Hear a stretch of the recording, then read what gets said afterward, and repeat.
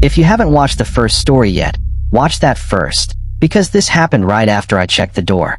I didn't move at first. I couldn't. My body just froze there between the open door and the hallway, trying to process how a normal night had turned into something I couldn't control anymore.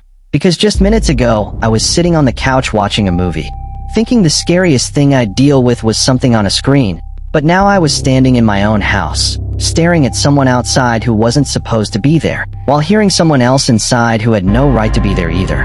And the worst part wasn't the fear, it was the realization that this wasn't random. This wasn't a mistake.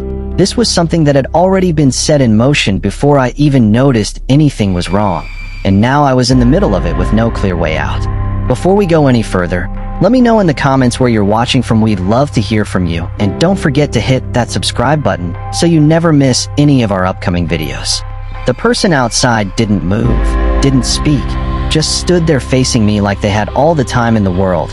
And that was what made it worse, because if they had rushed me, if they had shouted or reacted in any way, I could have responded.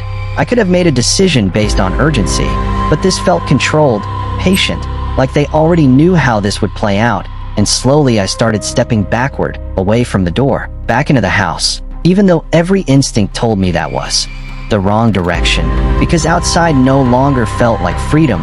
It felt like something I had just walked into blindly. And as I moved back, I kept my eyes on them, waiting for any sign, any movement that would explain what was happening. But they just stood there, watching, as if the real danger wasn't even them. And then I heard it again, not upstairs this time, not distant or faint, but close, right behind me somewhere in the house, a soft shift of weight, the kind of sound that doesn't happen unless someone is moving carefully, deliberately, trying not to be heard, and my entire body tensed as I realized that whoever was inside wasn't hiding anymore. They were getting closer, and suddenly the space around me felt smaller, tighter, like the walls themselves were closing in with every second I stood. They're trying to decide what to do next. I turned my head slowly, just enough to look toward the hallway, and for a split second I saw movement. Not clear enough to make out details, but enough to confirm what I already feared. Someone was there, just out of sight, just beyond the edge of what I could see. And that was all it took for the situation to shift from confusion to something much worse.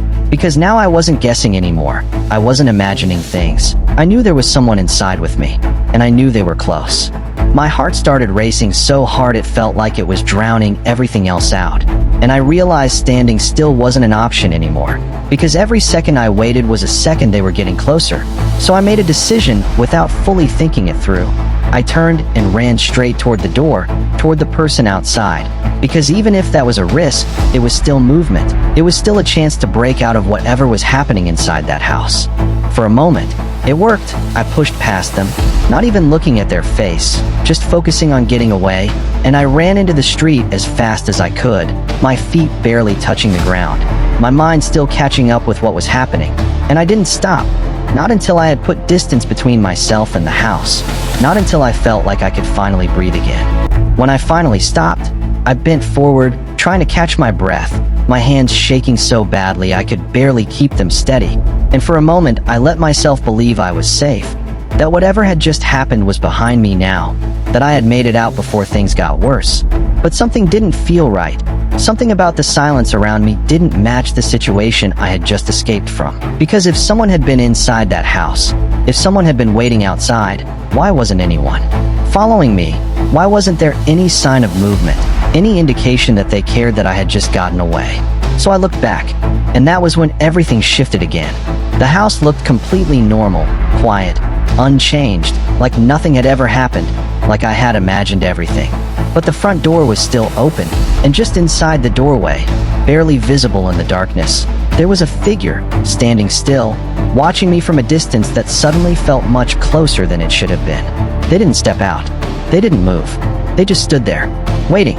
I remember staring at that doorway, trying to convince myself it wasn't real, that my mind was just filling in gaps after everything that had just happened.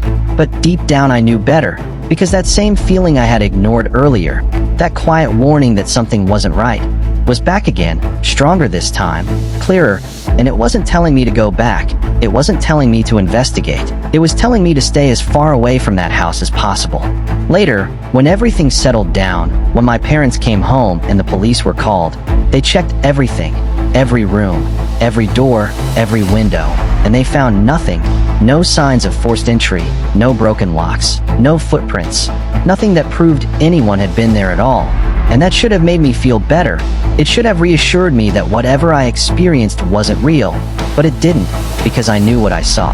I knew what I heard, and I knew that at one point, I wasn't alone in that house. And the part that stayed with me the most wasn't the footsteps or the figure in the doorway. It was the timing, because whoever was inside knew exactly when I was alone.